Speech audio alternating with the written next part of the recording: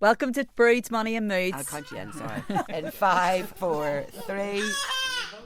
Welcome to Broods, Money and Moods with the 2C's. The podcast for all those raising multiples. I'm Kathy, mom of 3 and money mentor. I'm here to help you demystify your finances and manage your resources. And I'm Caroline with my brood of 4. I'll be looking at well-being and all things mindful. Think of us as your buggy buddies, helping to steer you through the chaos of raising your brood. So let's give an applause to our first mum of triplet babies, 3 tiny humans and only 2 hands to keep the whole show running. And among them is the big fella, because in the world of triplets, £4.11 is practically a heavyweight champion. She's basically been living on a conveyor belt of feeds and nappies, a production line that never shuts down and definitely doesn't offer annual leave. She's mastered the art of dispensing her own daily prescription, 1 dose of calm, 3 doses of chaos, and repeat every 4 hours. Let's welcome our very own Wonder-Mammy, Mary. Mary, I'm delighted to see you here today, and you got here before us, so you had to show us up with your triplets and your triplet skills. So we are just busting here to find out what life is like with your triplets. It is chaos at all times, but it's chaos that we're getting a wee bit more familiar with now. You know, it took us so long to get a routine, if you can even call it that. I'm sure you've found that yourselves. Yeah. Like that initial stage after the babies are born, you just wonder, you know, when is this going to settle down? How are we going to leave the house? When are we going to find our time gaps for ourselves to get anything organised? You know, the first 6 months we were just constantly reacting, and there was just dishes and bottles and washing piled up and piled up and piled up, and it's still that to an extent. But now we do really have a wee bit more of a routine. I think the introduction of food definitely helped as well, because when the babies were first born, you know, like with preterm babies, twins as well, if they were delivered early, that they're slow to feed with their bottles, you know, so... What weights were they then, Mary? I know you got the full term for triplets, didn't you? Yes. Which is what then? 35? 35 Right, is the okay. maximum that they'll let you go to, just, you know, with the space in the womb and just like the blood supply and everything. Yeah. So I was really actually lucky to get to 35 weeks. That's amazing, first of all, isn't it? You know, And the strength that you have to get that. But I know, even, you know, for yourselves as well with carrying twins, I think you're on alert from week like 28, 29, 30, you're like, I think I could go at any stage. Yeah. Whereas, you know, people with a single pregnancy, you don't anticipate that so early on in your pregnancy. Even doing up the likes of the nursery, I was like, well, I could go with 30 weeks, so I need to be doing this at such and such weeks. Yeah, you know. so you're over-prepared in a sense, because you have to be... early intervention, I suppose you would call it, wouldn't you? It has to be early intervention, Yeah, and you don't know, and still you don't really know what you're preparing for. You know, I wanted to breastfeed, but I also knew I was going to have to formula feed or feed with bottles. Just constant bottle feeding, constant, and so many nappy changes, and the outfit changes and everything constantly as well. Settling them, the wind issues at the beginning, constant burping them. So the bottles as well, because our wee ones were delivered at 35 weeks. Yeah. It was taking them like 40 minutes to an hour to finish a bottle, and because of the routine that they were in when they were in the special care unit, you know, it was one baby, then the next baby, and then the next baby, and that's the only way that me and my husband could manage it when we got home as well, because for yourselves, you know, you can't do the full 24 hours yourself. Somebody has to sleep. That's what I was going to say, you know, but it's not possible, even the two of yous, you know, in those very early days, and those, like, at what stage do you feel like the two of yous can even manage to do that just as a couple? Well, this is it, because I was looking online thinking, how is everyone else doing this? Yeah. How is it, you know, that's your only option really. Whenever you're in that situation, you can only just see what everyone else is doing. And I kept reading, put all the babies down at one time and feed them all at one time and change them all at one time. And I said, well, there's 3, you know, I want someone to be able to address the fact that you cannot feed the 3 babies at one time, especially when you're by yourself at 3 or 4 in the morning. Because, like, again, when my husband going back to work and all, I just knew there was going to be a situation where I have to manage this by myself. So what we had to do initially in the early days was just stagger them, one, one, one. And now I was trying to breast milk under them as well, so I was expressing. So it was feed, baby, express, start again. And then... That's what I was going to ask you, Mary. How long did that actually take? So if you are saying that it maybe took 40 minutes to get them fed, then the winding, so was it like blocks of 4 hours to actually... Yeah. Was that what we'd be talking here? Blocks of 4 hours Well, to get one feed and a nappy change, or... And you had to feed them every 3 hours or so. So yeah, you were just starting again then once you were done expressing, and it was just, it was relentless now. Like how do you for? brush your teeth in the middle of that? Or dress, toilet. No, I have to Yourself. say, it was almost a blessing that we weren't able to leave the house, because I did 100% live in my pajamas for quite a significant period of time. I do remember the time. But And so, should you?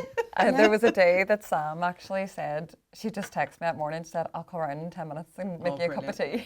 I was like, oh, and she came in and there was bottles all over the counter and all breast pump parts and all that. But so the first 6 months, you have no routine at all. But now we do find that the introduction of food has been a real help, because yes, you can feed 3 at one time. Yes. Yes, you can, do the porridge or whatever the food. And then they are starting to go down for naps at one time, because when you were doing the staggered bottle feeds, they were sleeping at different times Yes, that's as what well. it was. Yeah. So did you ever get them to sleep at the same time? Did that ever happen? Because I didn't, even with twins. No, and that's it. I have 3 that are 3 different sizes as well, and they 3 different appetites. And especially with my wee girl, who had she had quite bad wind issues, so the plan for her was little milk and often, and her sleep was then affected by that. Yeah. And whereas the biggest fella, he was able to drink more, sleep longer stretches. So he slept in more in the morning. I know, it's terrible to say, isn't it? As if he's like an 18-year-old already. And when you said about the wind issues, I just assumed that was the boys. So when you're saying that was your daughter, Kathleen, yeah, yeah. I just was assuming Is that. that your assumptions that you Yeah. make with the big fella? That's killed me. I know. but And we'll like have how these big was being a sort big of fella? terms for So them. what were the? Do you know, put this into perspective. Yeah, so he was 4'11", that thing was chunk. He was 4'11". So people are probably having 14-pound single babies and calling them a big. Well, a big one. It's just the way you identify. We put these things on their personalities. That's took me to the far. That's That's great. But it is. He is your big fella in the middle. Yes. And I'm wondering, will he always be seen as that? In ways? No, he can put it away. Yeah. And that's it. They're all really good eaters, so that's a great thing. But so he was 4'11", and then Liam was 4'7", and then Kathleen, she was 3'10". So she was, she was a wee tot. Now they do say, I think, the lower the birth weight, the more kind of determined they are to put on weight. Yeah, And she's textbook example of Right. that, Yeah. honestly. So, they're all just so impressive. And I don't know about you, but you're so, your heart is so torn, but you're so proud of the wee babies as well. These wee things coming out early, and having to fight that wee bit harder to put on the weight, but they do it, and they're in the incubators, and they've got the tubes attached to them, and It's amazing. they're Isn't just it? You're so seeing vulnerable. their strengths. You're seeing, their character strengths. It's just that wee tiny bundle in a way, isn't it? Absolutely, because those first few weeks in hospital, and the seeing how long it was taking them to finish the bottles or struggles. There was times where our babies were able to bottle feed, and then they were having to go back and get the tubes put in because they weren't finishing every meal. Okay. And every bottle, and you just thought, when is this going to be over for them? They're just they had so little energy, and they're just, they were early, and they just needed a wee bit extra time in the womb. But Tell me this: how long did you stay in the hospital when?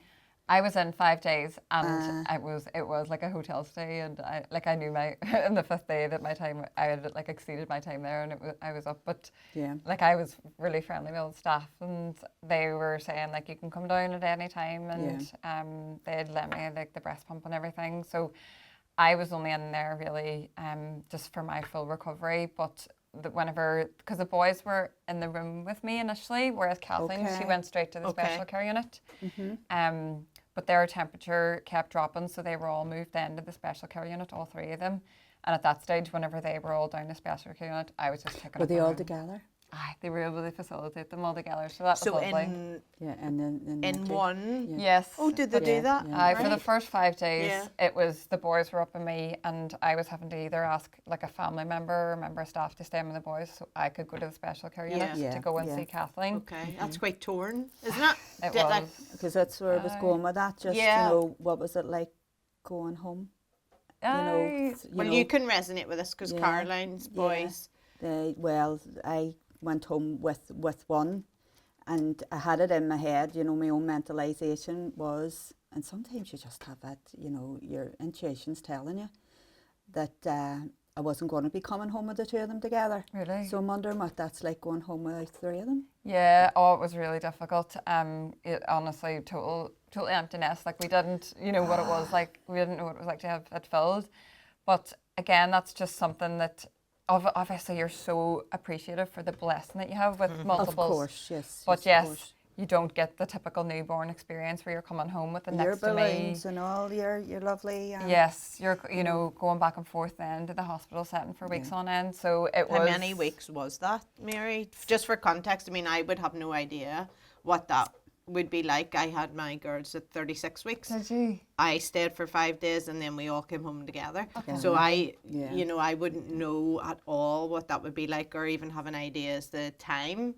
So how long were you then back and forward to the hospital without your family being at home? Yeah, so it was 15 days for Liam and Kathleen, and then Bobby was in for 21. So we had a situation with like yourself. So 2 out of the 3 was back for almost a week, and then the all 3 then were back at 3 weeks.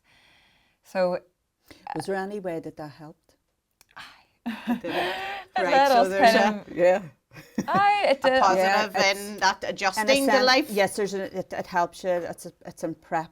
It's like a prep stage in a sense. Right. And I think it's hard to even say that out loud. But there was part of me was going, maybe this is the way it had to be, just to make that adjustment easier. 100%. It's like, having the stabilizers on your bike or something, Ah, before lovely you. analogy. Yeah. That's it, yeah, because we were just so thankful to the staff and the special care unit, and we couldn't rate them highly enough.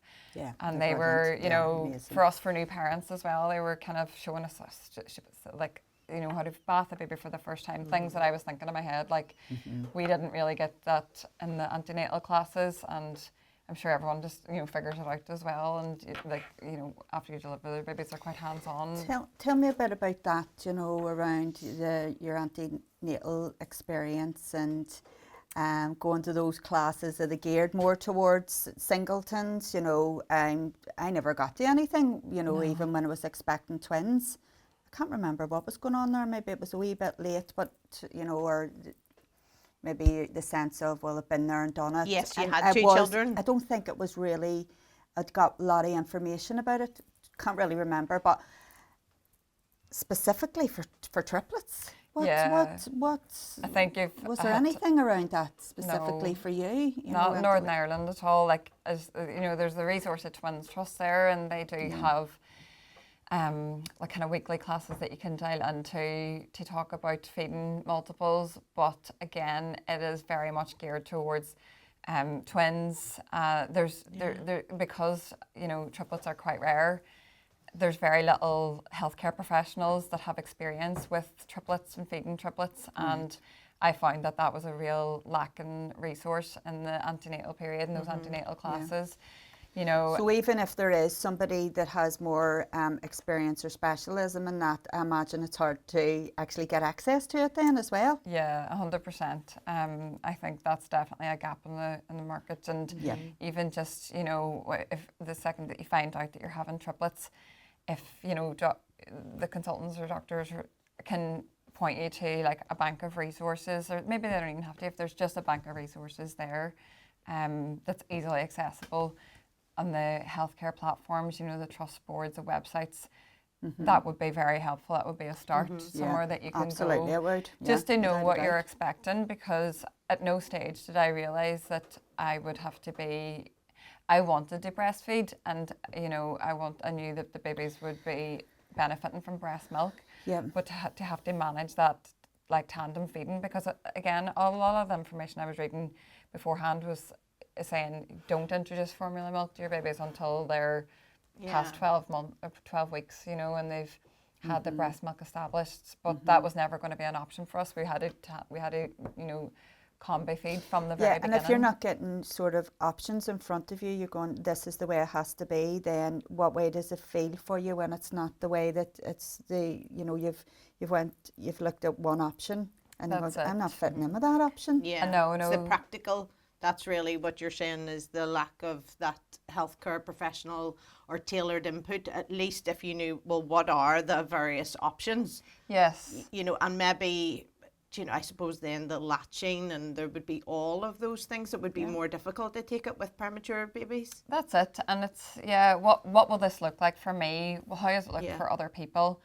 Is there any kind of case studies of this before? That's what I was any about examples? to say. A case study, Do you know what I mean? or another connected with another mum who's been there, and that's really what we're trying to do. Yeah, it's really someone like a mentorship. Yes, That's it. Yes, in terms of that has that lived experience, and for other things in life, you know, people who's went through certain conditions, I know there's services set up like that where if they're going for certain types of surgery and their life's going to have to adjust, then they have somebody that they can speak to, may it be over in England. Yeah. It sounds as if that's exactly what would have been helpful for you. It's a major life adjustment, exceptional circumstances. And as you said, you know, like, it's very overwhelming and anxiety inducing to think how you're going to prepare for something that you can't speak to anybody who's had a bit of an experience. Yeah. You know, in that realm or in that field, you don't know what you're preparing for. You're going in blind. So that's definitely a gap in the market. And then, you know, you've got that coupled with the added gap of what equipment are you supposed to be getting? You know, like you saying you just bought 2's and 3's of things. That's so it. like just not knowing, just that's like nearly like a panic I'm ban, just isn't going it? cha-ching, cha-ching, cha-ching, you know. The till keeps going. I know. Just putting into a till. Any triplet discounts? Well, I know you do. You have to swallow your pride a wee bit too, and you start asking those questions because Good for you know you. that like, especially with the likes of, you know, like nursery care and all that, or, you know, nursery costs and stuff. It's just. Can I ask you a wee bit about the anxiety then you were saying? You know, when did that first set in for you? I mean, it was hard to not let it be a thing when you were pregnant because, again, you had no idea what you're getting yourself in for. I think you were just kind of like suck it and see and hope for the best for a lot of your pregnancy. And I was enjoying it. I was excited to have this blessing, have this miracle. So But to holding the two things at the one time then? It's the excitement, but also excitement knowing and I have anxiety. this. And it was the prepping for me, the biggest thing was kind of space and equipment as well in our house in Belfast. It's not the biggest. And, you know, I was wondering what adjustments that we were going to need. We were, you know, because our kind of driveway is quite narrow and close to a wall. And then we were thinking about practically loading the babies in from two sides of the car. But, you know, our front garden has a wee bit of a ledge, like a concrete ledge to it.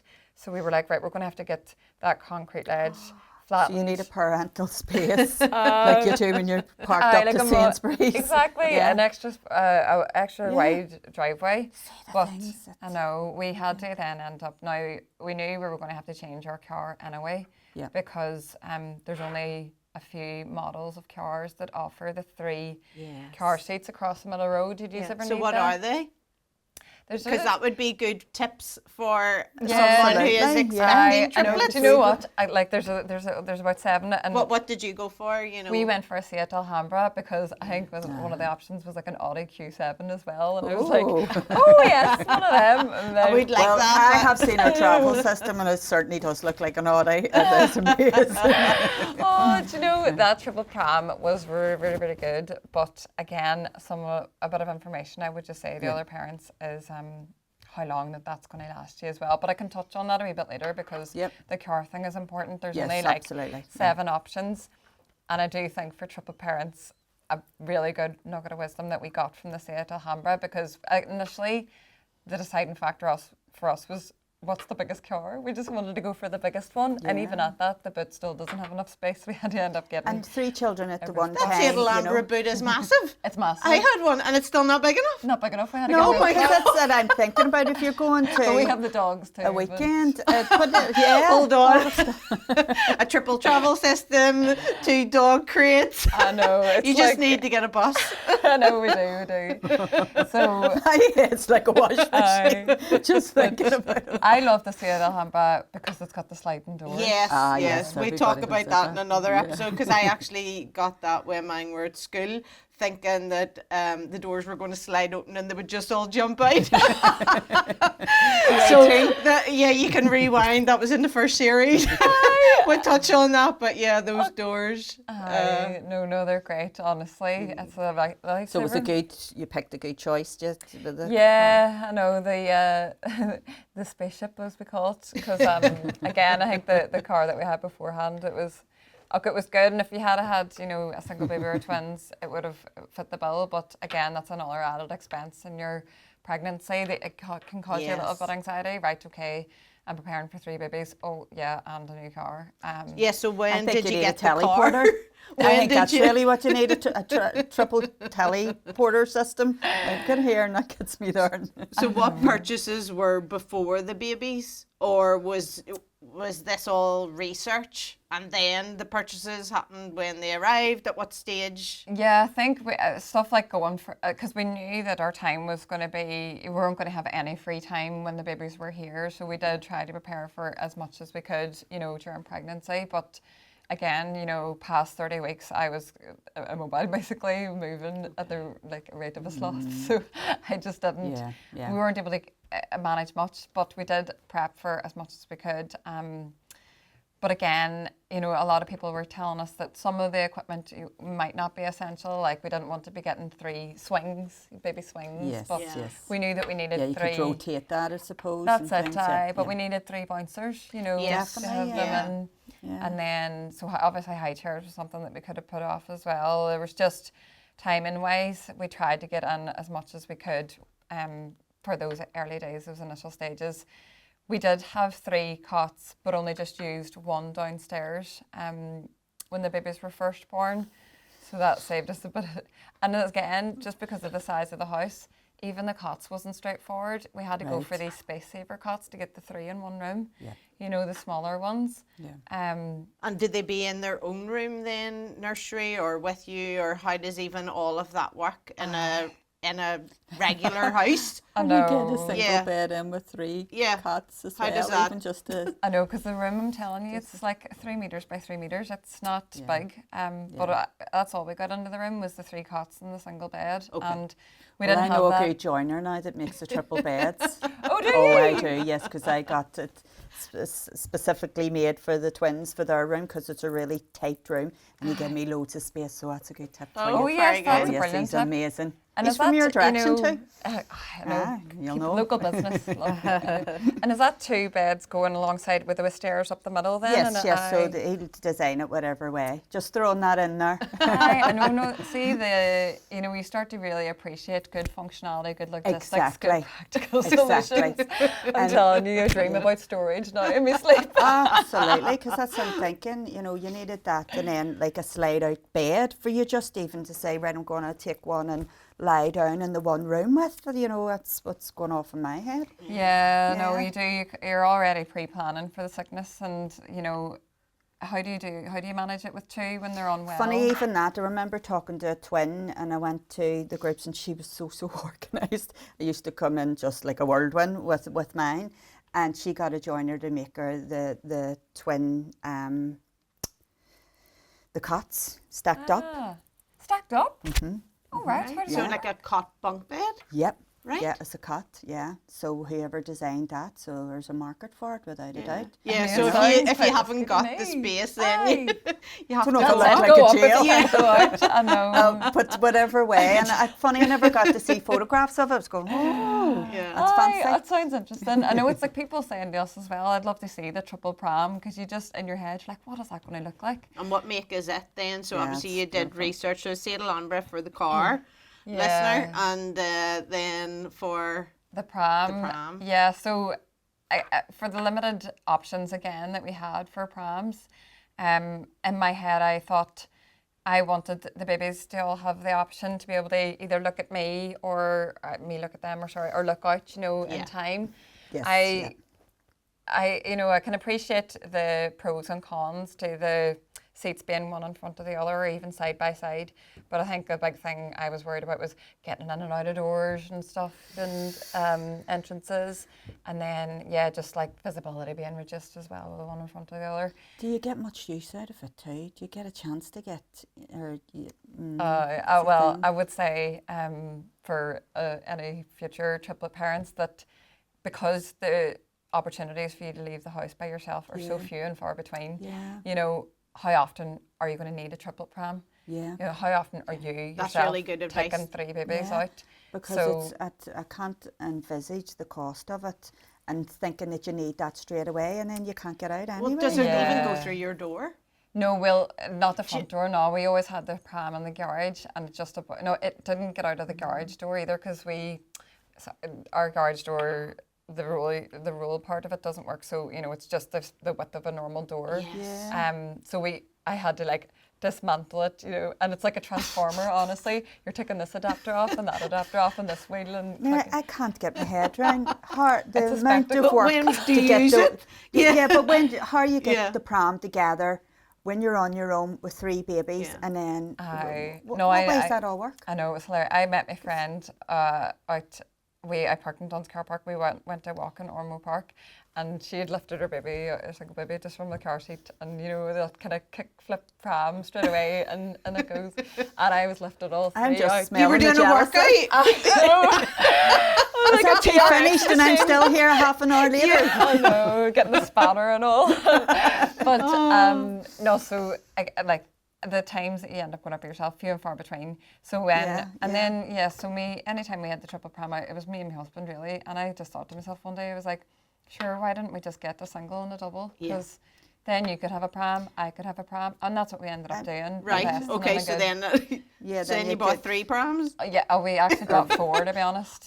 I know we had because then we didn't, but my friend donated a double to us, but again, I thought you just want something that can collapse into your car very, very easily. That's One that is going to see the babies through a length of time as well. The seats that they were in were a little uncomfortable. These ones that we got now are comfortable, and like the option because ours still nap in the pram as well. The option for the seat to go right back down and nap is a real is really important. I just think there should be pram consultants, and I'm sure like the staff and the mamas and papas and other stores are well informed. I think you should be the consultant. And start generating some income from they this. They could book a online consultation with Mary. I know. No, don't get me, honestly, because I do say we had that triple pram up for sale on a few different platforms, and parents are contacting me who have 2 newborns and a 21-month-old or an 18-month-old, and I'm thinking, right, all 3 of those babies together are too heavy to manoeuvre that, because the way our pram is 2 closest to you, and then the other way about, 1 close to you and 2 further away. And I said, you can't put the 2 heaviest ones at the far end. The safety. Yeah, you're turning corners, it's going to tip. And so I just think, you only really get 6 months when they're quite tiny out of those big prams. Let's take a short break now for Kathy's top tips on how to get yourself about with your buggy buddies. Our guest this week is a mum of almost 1-year-old triplets, and her first year is a masterclass in what money anxiety really looks like and what you can do about it. She didn't have a budget for triplets. Nobody does, because nobody plans for it. One day you're expecting, the next you're staring at a spreadsheet that makes absolutely no sense, buying everything in 3's before you even know what you actually need. At one point she had 4 prams, a single, a double and a triplet pram, each one a lesson learned the expensive way, and 1 donated. She panic bought, she accepted, yes, the second-hand pram, and had to let go of the guilt around both. Then came the bigger picture, a family of 5 plus 2 dogs in a house that simply wasn't built for it, a 7-seater car that had to happen, and a maternity leave, that was anything but restful, financially or otherwise. So she made the call, returned to work, not because she wanted to leave her bundle of triplet joy, but because a bigger home was needed. It needed funding, and that was the most loving financial decision she could make. Year 1, done, and she aced it. When were you first on your own with them then? When do you remember that day or that time? So it was when my husband went back to work. Now, How long was he able to even stay off, Mary? yeah, he got I think he had 2 weeks standard, and then took another 4. I think it was holidays, and then he got 4 emergency leave for a sick relative, and his work were very good in terms of empathising with our situation and So extending it really that. is. Yeah. Mm-hmm. But then organisation, what you're months after our babies were born, a paternity leave policy, and where he worked was increased to something like 6 months, 18 of the weeks for full pay. But so he wasn't entitled to that at the time. Well, you could go again, Mary. No, I'm telling you, so many people have said to us about make sure now this is the end of it, but we just weren't able to avail of it at the time. And again, I think that's something to touch on with maternity leave and works as well. Did you find that you're only offered the standard maternity leave? Yeah, well, I took a year with the girls, and then when I had my son, I knew all about the going back to nursery and the sickness. So I think I maybe took 10 months off, because I knew the next 2 months were going to be in and out. Yes. Days off. So that's a tricky stage, isn't it? Yeah. And you're returning to work, Mary? Yeah. I'm due to return now in a couple of weeks' time. I've got holidays to take as well, and that's, as you mentioned initially about anxiety, that is something as well that it's just when you're approaching this next phase, isn't it? You're like, how am I going to make this work? The drop-offs and then the commute to the office to me is a real... You were saying it's about an hour away, it's a complexity. It's an hour away, and I'm the only person my car is the car that transports the 3 babies at one time in that middle row, with the 3 isofix points, the 3 car seats. So you can't share the load that way. If you were to drop them off, and I don't know if that's what's happening, you have to be the one, because you have to be in that vehicle to collect and to drop off and collect. Yeah. It's not just about, and you can't share that. Huge responsibility. I only, looking back, realised that doing those drop-offs and being committed to do the pickups. And then you were the first person that the nursery rang. Yeah. If someone had a temperature, and was it okay well, actually ours back then didn't give paracetamol. Really? So every time. So it was, they've got a temperature, it's rising, come and take them. Wow. Or one, or whatever the call was around. But that you don't realise how much, because it makes you very hesitant about committing to things in work and putting yourself forward, because you're always thinking in the background, what if? That's it. Yeah, you don't want to be, someone that's relied on for, like a big project or presentation. Yeah, like a key holder, you're the only one. It. Yeah, can't take on that responsibility. 100%. And did you find then as well that there was instances where, you would have had to have gone and collected one, and maybe the other was still in the nursery setting? Yeah. Yeah. And then it's like you're So what torn. did you do there, Kathy? Did you just, I know I suppose it's an opportunity to look after that sick child. So would you have left the other one, and then you arriving and taking one, and them clocking you? And then, having to go back. yes, sorry, you would have. Well, why are you not taking the thing is, what we realised, the kids were delighted to go to nursery. So it was good that way. It was us that had our tissues out, and we're all, are they going to be okay? And because you'd had a year. I know, they want to get out of the house. Just even that they're that used to that much interaction between each other, because I imagine like yours is a daycare setting in itself. So in ways, because they're together, then it makes them more prepared to move in. Yeah, they were. Well, and all the new toys and the things that we didn't have at home. Yes, they were like straight over to them, and and the fact that like if you pick them up, so one day my mum would have offered to take them, go down and take them home. And see if she arrived before they'd had their toast or their afternoon snack. They were raging. They didn't want to leave. Do you know? It was like we were getting juice and toast, or I know, do you know? that's I'm it. maybe not being able to verbalise that, but you know, it was like. And it's so what- it's funny. You have to really, and then in nursery they get like their lunch at 11:30. And then they're down for their sleep. So it's on the days that they're not there. It's trying to then, to a certain extent, keep a little bit of that routine. So have you been thinking about all these things, you know, if they're sick and returning to work and the responsibility and how flexible is this going to be? What's Yeah, and I mentally have to racing? say, you know, it is unsettling to think that I'll be an hour away. Right. Whenever, you know, I've got that kind of approaching of them going into nursery and picking up the bugs and the sicknesses. Now, don't get me wrong, my mother-in-law is is an absolute hero, and obviously my husband as well, and we all manage it all between us as best as possible. Like he does have his days working from home too, you know, of which Team triplets, absolutely. It has to be a team effort, doesn't it? Yeah. But then, we're in a situation where, you know, what happens if one of the parents needs to take one to a doctor's appointment, and one needs to stay with the other, you know. It's just even, Mary, the logistics of like your mother-in-law and child seats. Yeah. Do you know, it's all of that, you know, and then will she need a pram? Yes. So, and could she walk to the nursery? You know, because my mum does like to walk. So we maybe, say at drop off, then I would have had to leave the pram in the pram shed. Yes. You know, I know. so it was those the extra logistics, things having to that, think. so I would have left it there and knowing, well, mum's going to walk down and then she'll walk the kids home or whatever, you know, and the pram had to be there. So it's nearly And remembering like, those 100 things that you need every time that you leave. Yeah.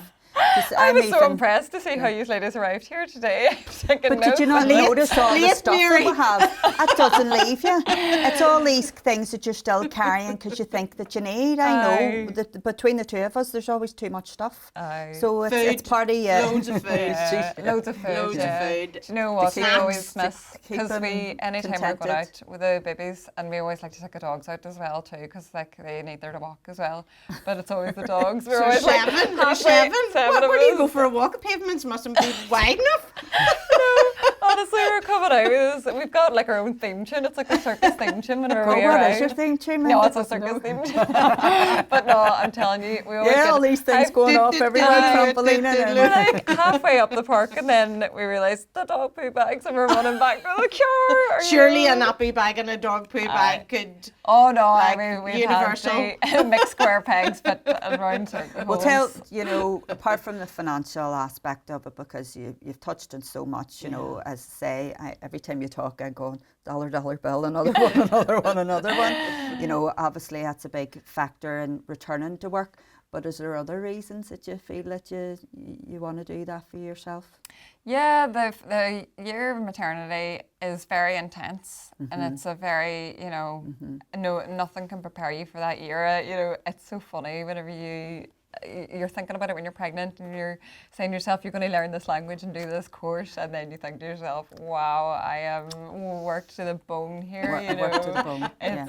So It is, it's it's not a to work. say you're going back for a break at all. You know, you're going back to get your own sense of self back. You And know. a warm cup. I know, yeah. You're a bit of your identity, and you know, to use your brain in that way again, you know, regain a sense of yourself that you worked so hard for. You know, you sacrifice so much as a parent of multiples, and parents in general. You know, you do obviously a time where your spouse or your significant other. You know, any personal time, me and my husband would have always loved working out and being fit, and that's just obviously non-existent at the minute. You can't get doing that at all. No. So Well, it's I that. think the pram, that triplet pram, sounds like a workout. No, see, to be honest, everything else is gone, but I do have quite good guns at the minute from carrying the 3 babies around all the time. But yes, so it's just to get that little sense of yourself back and to be able to, you know, use your brain in the way that you had done before and what you'd worked for, and to be able to provide for your family. You know, you feel like at the minute you are just, you know, you feel like doing you're a bit of the feeder, you know, the changer, and you're like, you know, you want to give a little bit more. You know, you've got more to give, you know, in terms of what you can offer mentally and bringing in more to support the finances in the house. As I said before, you know, our house isn't the biggest, and it would be an ideal situation for us to move into a bigger property at time. But to do that, you know, you think, how can I maximise my income here? Oh yes, I'm a qualified pharmacist, so I should really be working. Yes. And how do I get back to that? So yes. And keeping your options open for a different type of a mortgage and things like that. So it's hard to stay in the here and now, isn't it? I imagine. It is, you know, it's hard to prepare what you don't know what you're preparing for, and you do feel like time is only allowing you to live in the present at all times. You know, you're only getting those little 10-minute increment windows before the next task, the next immediate baby-related task is due. Yeah. So in that sense, it's hard to think about, you know, long-term pictures of looking at houses and what you can manage for budget-wise, what your finances are going to look like whenever your hours drop and whenever you're having to think about nursery costs and what the clothing costs are going to be over the next while. You know, it's a constant moving object, if that makes sense, and a variable. But I think, you know, we just try to like pull back where we can and maximise our revenue coming in as much as possible. That's why the going back to work is a thing. So I was incentivised to go back to work. Were you? So in our organisation that I worked in at that time, when you were back 6 months, you got an extra month's pay. Brilliant. Right. So my head was like, right, go back. If I can get the 6, so you were getting a 1 month extra income. That's really good. And is that for all parents or? Yeah, that at the time was for all parents. Now I only got 1 extra month, even though I'd had 2. See, this is it, isn't it? And you know, it's just who can you even say this to? So I, like you, had been thinking financially and further ahead. You know, I'd overpaid our mortgage before the maternity leave. Then when I was off maternity leave, I underpaid. Wow. So there were just the provider at that time. That was an option that we could do. And then I was thinking, right, well then if I get then the extra month's pay at 6 months, then, you know, that would be a good cushion. And then I suppose I was thinking about childcare vouchers for nursery and how could I maximise those. So, and then when you're back at work 6 months, you're into the routine of it. Yeah. Do you know, so you were sort of back in that cycle again and just living, but I would say to a certain extent, that 6 months went in really quickly too, so it's incentive. I remember going back thinking, I'd love to be off again. Really? And that's the thing, you know, you want to go back to your work, but you're wanting to appreciate the time as well, you know. Like you'll go back to work and you will have so much time. Because well, your role is more mentally. Yeah. That's how it was for me. It was a more cognitive working out what I was going to be doing. But the dynamics had changed, you know, as in the team. There was a lot of changes that I actually hadn't anticipated because I hadn't really kept in touch. I was too busy. Don't know how much you're keeping in touch. No. I don't know how you would. So you're going keeping in touch with me these days. You're going from doing lots of practical activities to then being able to go and make a cup of tea whenever you want, go to the toilet when you want. Mary, what way do you think that your brain has changed over this last year that's going to be an added asset to your professional professional role? Oh yeah, and like you don't relax, you know, you're constantly pre-planning ahead, right? What do I need to prepare for? What do I need to be, any time that you have a minute to spare, what can I be doing? And me and my husband are like that, looking around the house, we're constantly picking up things and prepping, and you know, and even in the workspace, I just think we both work so much more efficiently. And Connor had said this, you know, he would have always been someone who did a little bit of work in the evenings, and he has no choice. He has to be a hands-on dad, and you know, he is an absolute hero. He does like nappy changes and feeds as he can before he leaves for work.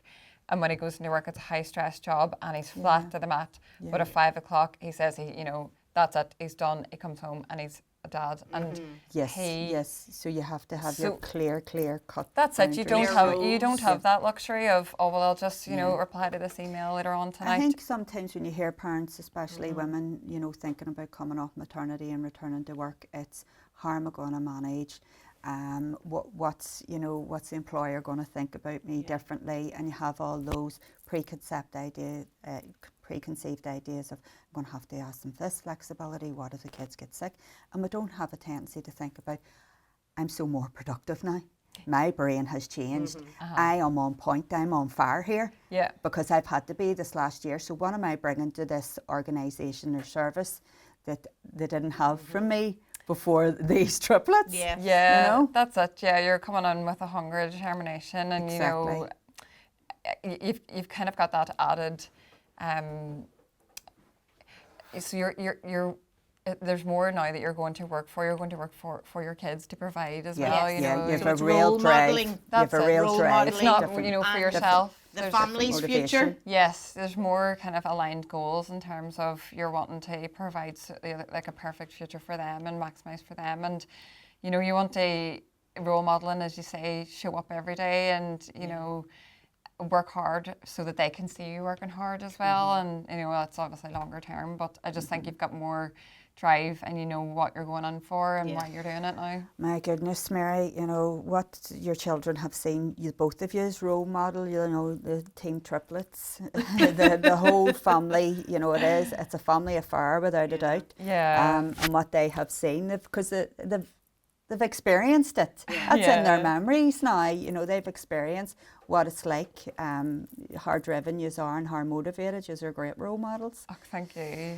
Yeah, I just think it is definitely, we've had inspiration from our parents as well, seeing them work hard. We wouldn't be able to do this if we hadn't got such a good support network and friends. And again, like seeing my father and like my mother and father-in-law, just seeing how they were able to, work with their circumstances as well and provide such great lives for us. So it's, a little cheesy, but I'm sure It's it'll not. be a different It's story not for because us. when you started mentioning that before we got talking here, I could see that there's a, life has a way of the pattern continuing on, and it's the strengths that you've had in terms of your, your unique family dynamics, and there's you draw with your resources what you have and you make it work, and every family's different, isn't it? But there's something replicating in a way, what I've heard you saying. So it's amazing that through the generations, you're taking that bit from the generation before and you're making this your own now. But Mary, we could talk all day. I know. I've like 100 questions still to ask, and we'd never have enough time here. I know. Honestly, we should do this again. Yes, So how old are your 3 children? They're 11 months. They'll be a year and on the 3rd of July. So how did you find your twins' birthdays? I was going back to work after it. My girls' birthdays were on the 31st of August.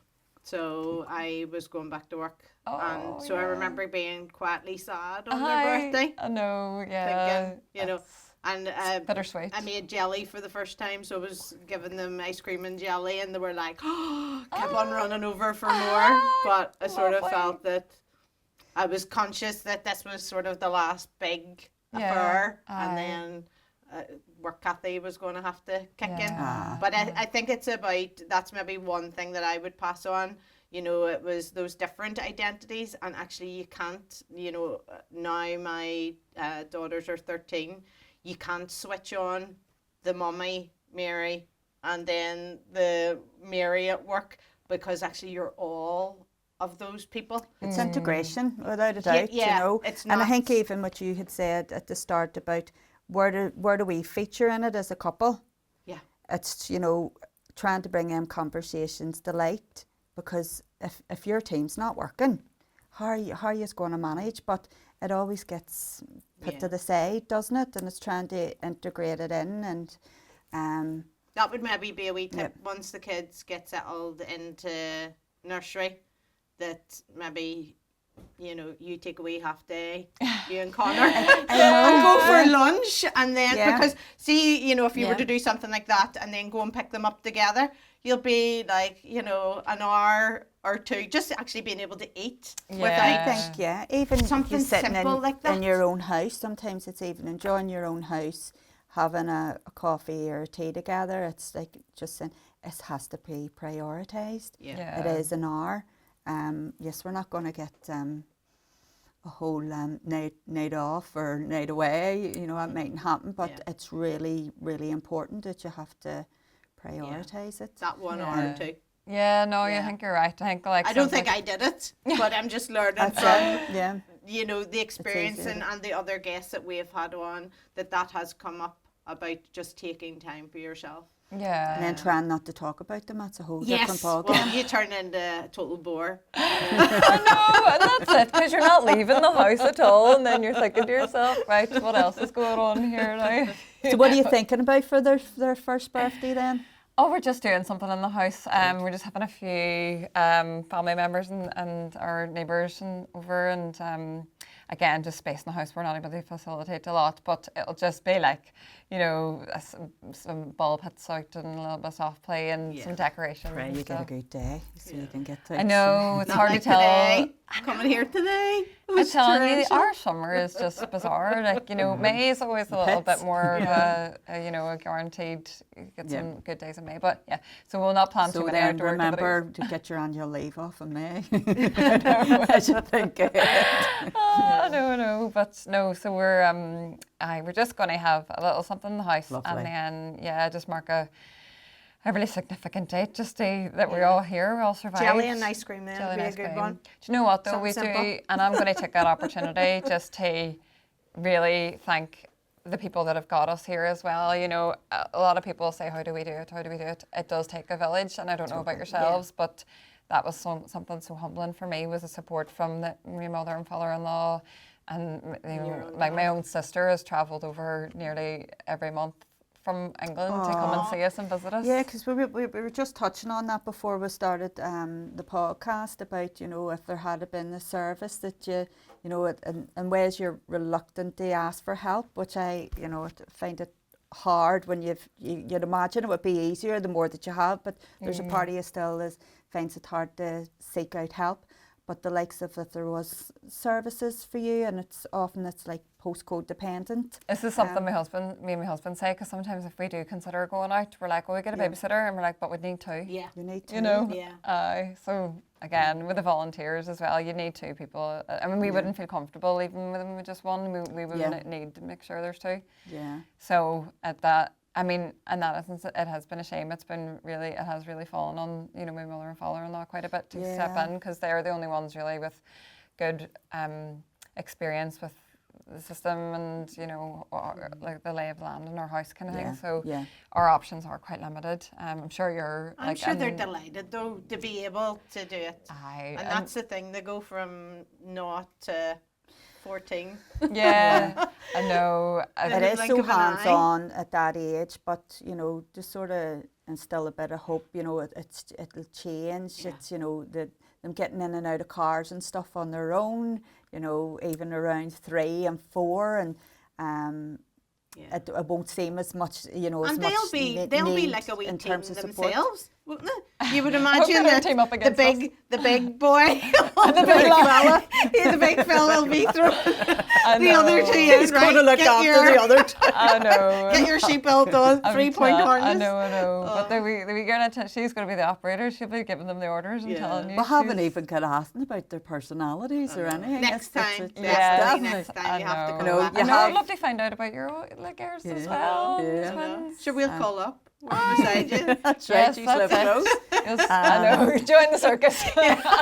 But even that, Mary, just to finish off with, you know, you got the opportunity of having, you know, boy, girl as well, all in the one go. I know it can happen with twins as well, but what's that like, you know, in terms of she's your daughter in the family, that's your sons in the family.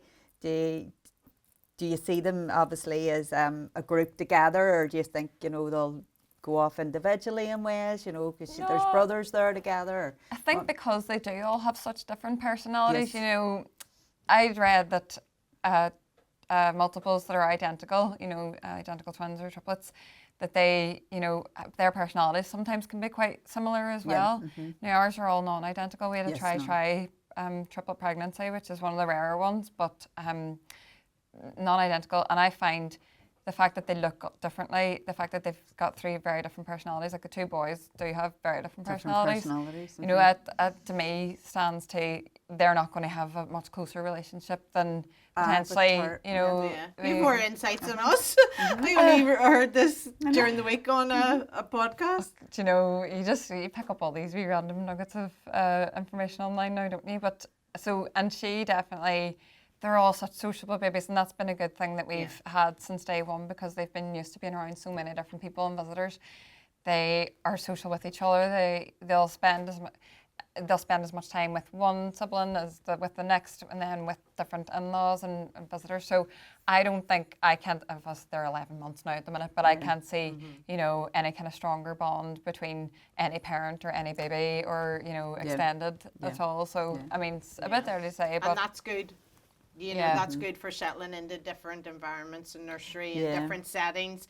That the fact that they're so used to people. They've been exposed to to all that interaction. Yeah. So what would you say, as we finish up today, it would be your key learning point this year?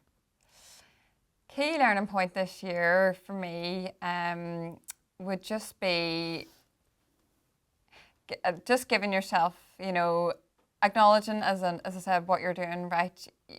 Time, like, it doesn't stretch whenever you have triplets. You know, you're just constantly on overdrive, and you're always feeling like you're never doing enough. And I always say this to the likes of, you know, anyone I meet, that our house is a tip and we're not getting to this, we're not getting to that. But really, you know, we've managed quite a lot this year. Absolutely. And to have all the babies fed and thriving and doing well, and you know, no major complications or anything. You know, just acknowledging what you're doing well is really important, because you will sit with guilt all the time that you're not able to get to a baby at every time, you know, at the time that they need it. You're not able to get them doing the baths as frequently. You know, there's obviously sacrifices, and there's a lot that, you know, of essential things that you're aware that you're not able to do time-wise. And, you know, for the number of hands that you have, you just can't manage it. But you do need to be kind to yourself and just say, but I'm doing all I can do. I'm doing a great job. The babies are happy, they're healthy. And that's really important to remind yourself of that, because, you know, you're reminded and you're surrounded constantly by the stuff that you're not getting to with triplets and with multiples. And the things, you know, that you try your best not to compare. And I think that's good that we have triplets as well, because you're forced not, you've got 3 babies in front of you, and they're all developing at different rates, and so you're forced not to compare. So you have to say, well, I don't compare with my children, so I can't compare myself to other parents that have got the next to me crib, and they've got this lovely newborn experience in the bedroom, or, you know, they've got the casual setting of going out around the shops with their coffee. Yes, and, that's it. You know, they can get their pram out of the car in 3 minutes, and I'm here half an hour later. That's it. So, you know, you don't compare your babies, so you have to not compare yourself all the time. Another tip I would say is, you know, always invest in a good washing machine straight off the bat. Like, you never think when you're first buying your washing machine that you're going to need an extra large drum, but, you know, prepare for every eventuality. It is. It's looking at all those things, isn't it? Physically, you know, practically, emotionally, and yes, I love hearing that. You know, that compare and despair, as we call it, as those automatic negative thoughts. It's noticing them. Oh, that came up for me. I have so much, an abundance of evidence to really, you know, to bat that thought off. Yes. I wouldn't do it to my children. Why should I be doing it to myself? Yes. Yeah, and that's what you're coming back to, that bit more compassionate, you know, thinking style for yourself. Yeah. Absolutely, I love hearing that. Love hearing that you have the time to do that, because we need to process that over like 100 times more than the stuff that, oh, I haven't done that. Yeah. You know, because we don't absorb that as well. I have the to work fact a bit that harder on it. You look at how much you've worked this year, practically and at home, and you're well. Yeah. You sound in a really good place to be going back to. Yeah, I don't know about yourselves, day but job I and- probably go through like 4 or 5 different moods a day, if you know what I mean. Yes. Like at the start, Yeah. morning time's always good, and then come like 7 o'clock, like, no, we're not looking at another load of washing, or, you know. Yes. I think that's even just as you've touched on that too, Mary, it's recognising that's what we do in our day, it fluctuates, because your life is just a continuous fluctuation. You know, all the things that you have to do, and our moods do fluctuate. Yeah. And it's that thing, you know, this too will pass. Yes. This too will pass. Yeah. I remember that sharing that in a parenting group, and then a parent come back to me 2 weeks. I'm using that over and over again. It really works. It's great. And it's noticing that our moods will fluctuate. You know, it can be feeling great one minute, and then the next minute, what happened there? Yeah. Why am I, you know, like a barber sore bum?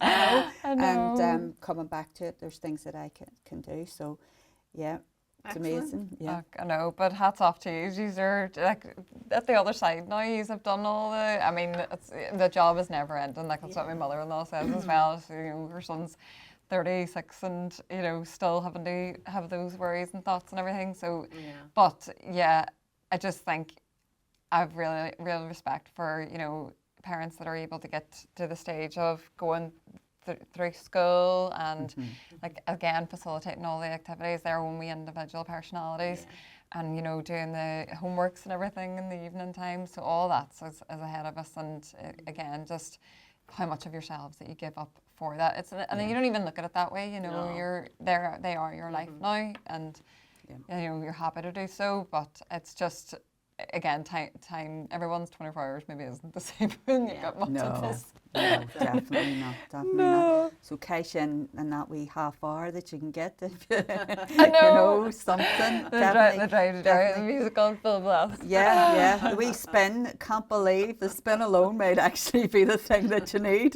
for the hour. That's it. That's Bit it. of me time. Okay, Any well, way it's you been can. wonderful lovely. to have you. Yes. And we definitely would like to keep in touch Yes, I'd love if that you'd like as to well. do that too. Absolutely. No, it's been Brilliant. lovely to be here. Thank you so much for having me. Thank you. And happy birthday, those lovely Yes. twins, Kathleen, Liam and Bobby. Yes, Happy thank you. birthday. Yeah. That's it for now from Broods, Money and Moods. Before we go, here's Caroline with some final reflections on today's conversation. There's a unique kind of noise that fills a home with triplets. It's beautiful, it's a blessing, and in Mary's words, chaotic at all times. 3 cries can rise at once, 3 nappies need changed, and in those moments, no matter how fast you move, you'll always feel like you're falling short.